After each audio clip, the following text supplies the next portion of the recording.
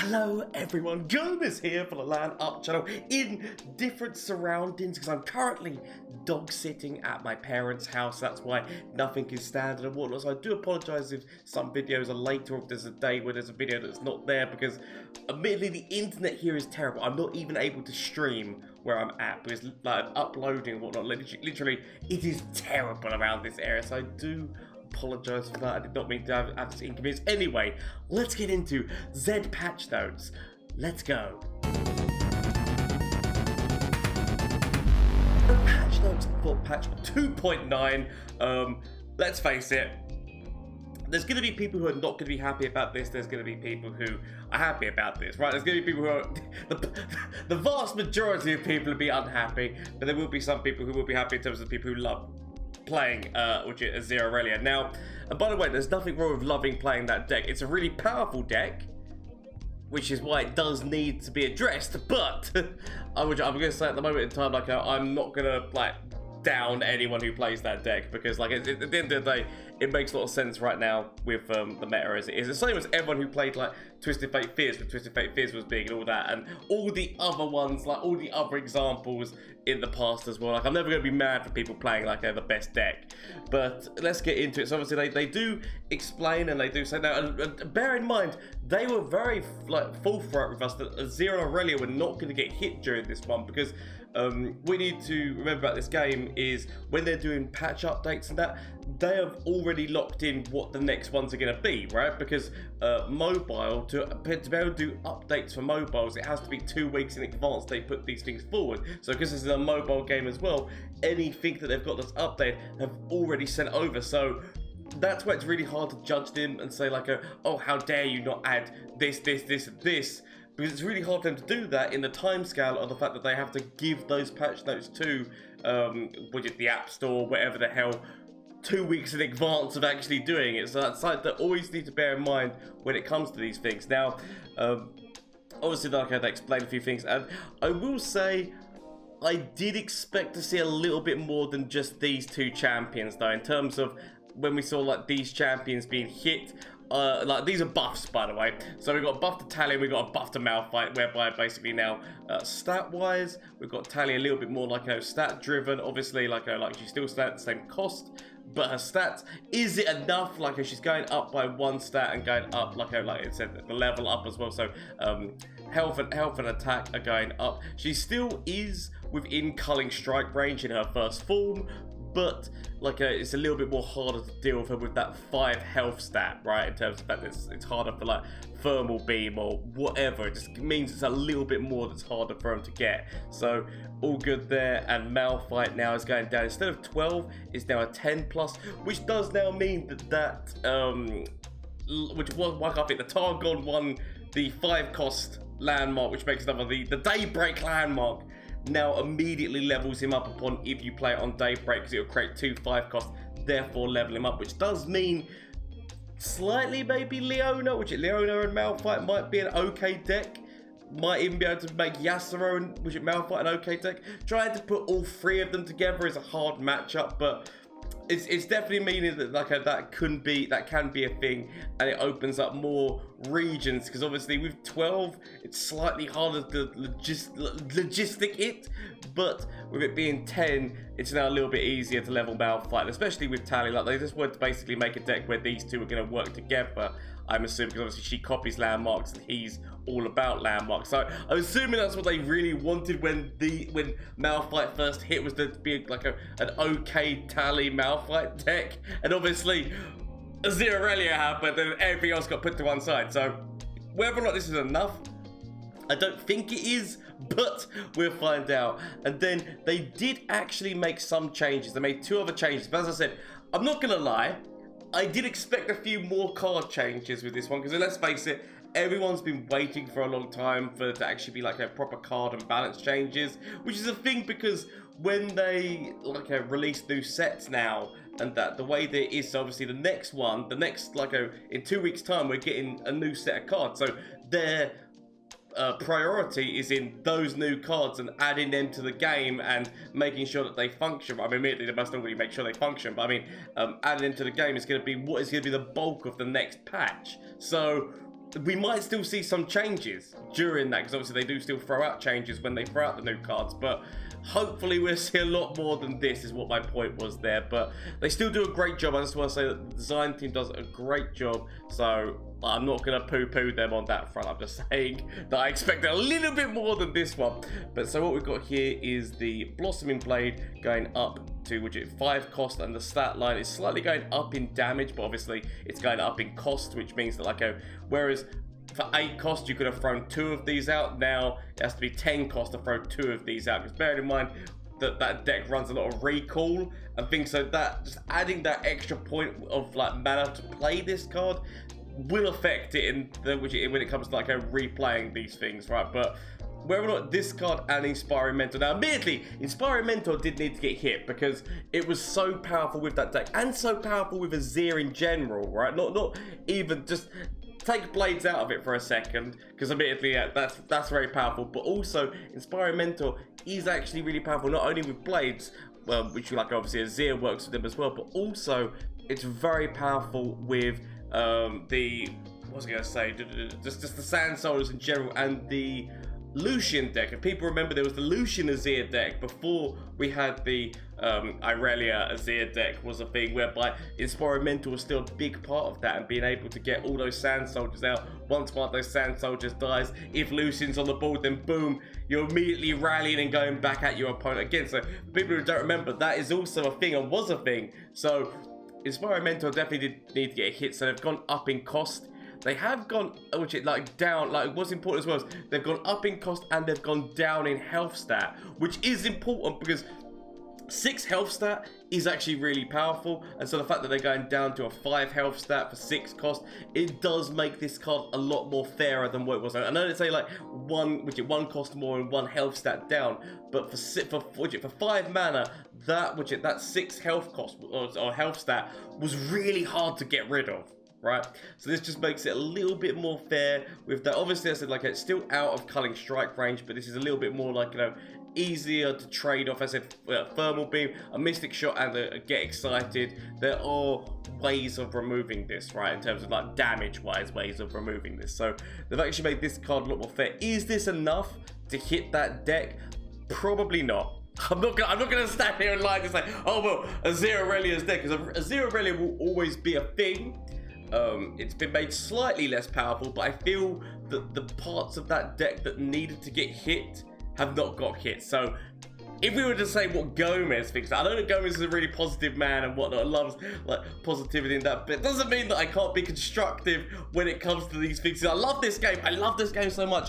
I love its community. It's a bit of a shame that because of one deck, the whole community's kind of turned against the game, in a manner of speaking, which you never like to see in any kind of gaming environment, by the way. So what I would have said is, if they would have hit Inspiring Student, if they would have hit that, that would have been a big hit to that. And by hitting it, what I mean is, do what they've done with literally every single card that was in that situation. So if you remember, the Moon, which is the Moon Temple, the the other landmark, which is the Demacian landmark, like all other situations of that, whereby it used to go up 1 and 1, which is like one and one, like in terms of like health stat and attack stat.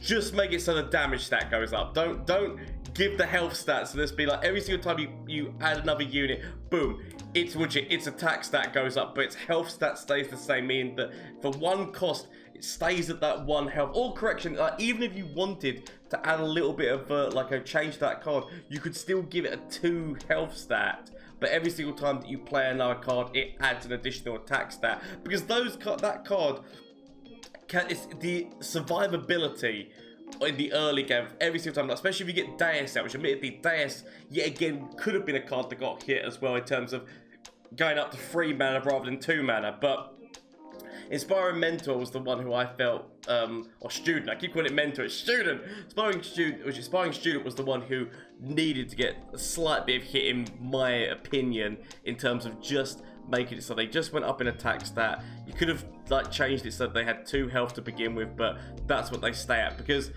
as I said, literally the fact that it can just keep taking hits and hits and hits, and it means nothing to that unit, is actually devastating. In fact, it's how big they can get that unit and it still be meaningless. Obviously, you can hit it with certain things like time bombs or mystic shots and that like before, but that deck does also have a lot of recall, which is why making sure that's a permanent thing whereby its health does not go up, I think would have been a better solution for that deck. It actually would have made that deck a lot more fair. It still would have been a thing, because it still is a really powerful deck. Like all of these other things, like you see, like discard aggro, like all of there's like certain deck combinations whereby it's always going to be a thing.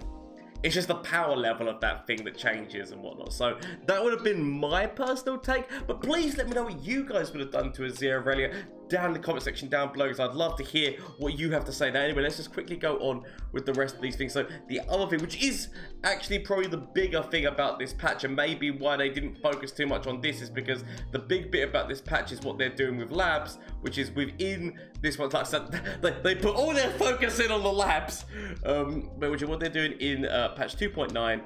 is they are making it so that they're adding new champions. So to the Lab of Legends, which if you don't know is a really fun single player mode whereby you get to play against like the AI, building up powers, building up a deck that's like quite powerful, and then boom, get into like basically destroy Victor. That was always what it was about. But obviously they gave it different levels in like normal, like different difficulty levels and that. So what they're doing now is they're adding more champions, which I'm happy to see, because I would love at some point for them to add every single champion into that, because from winning one time you get like the little icon. This makes you feel good because it's an icon which is specific to each individual champion, which if you like playing a certain champion, it's just a nice little thing to have, like well, I've done labs with them. Like I don't know, like to me I just thought it was very nice. It's nice to see more things being added. So we're going to see Irelia, which is like Irelia, which I think a lot of people have seen too much of, but they're going into Lab of Legends.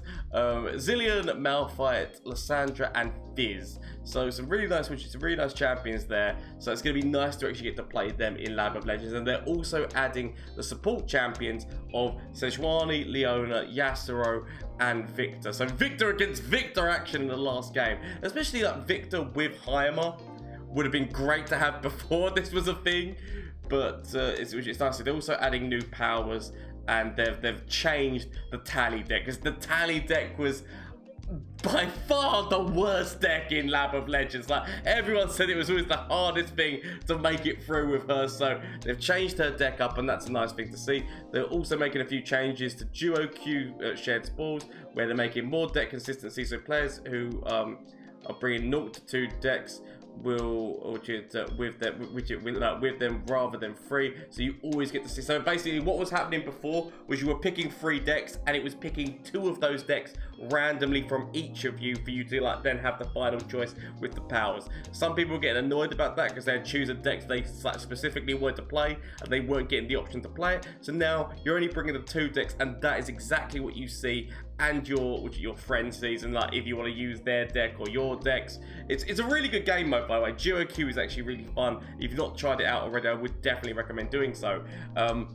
So Q up as well, so players will have the chance to add their teammate as a friend. So that's very nice, because I think you could add your opponent still, but you couldn't actually add the person you were working with, which was a little bit of a deck, because obviously when you're going to duos, you're working with the other person, so the fact you weren't able to friend them was a little bit silly, I will admit that, but it's nice to see that they now give you the chance that you can add your teammates. That's really nice to see. So let's go in and see these other little things. We've just got a few little tiny things. So the massive upset, which I know upset a lot of the community, that's it's hit us at the moment, is that you're no longer doing cross shard challenges. So it means that the tournament scene is going to be a little bit harder. It's going to have to be sharded. So whereas before it could be like you could just do a grassroots tournament, anyone can get involved, and it was fine. Now it's actually going to have to be region specific. So Europe, like which is North America, and like Southeast Asia. That you're going to have to do separate to a tournament, so you're going to have to be careful now when joining a tournament to make sure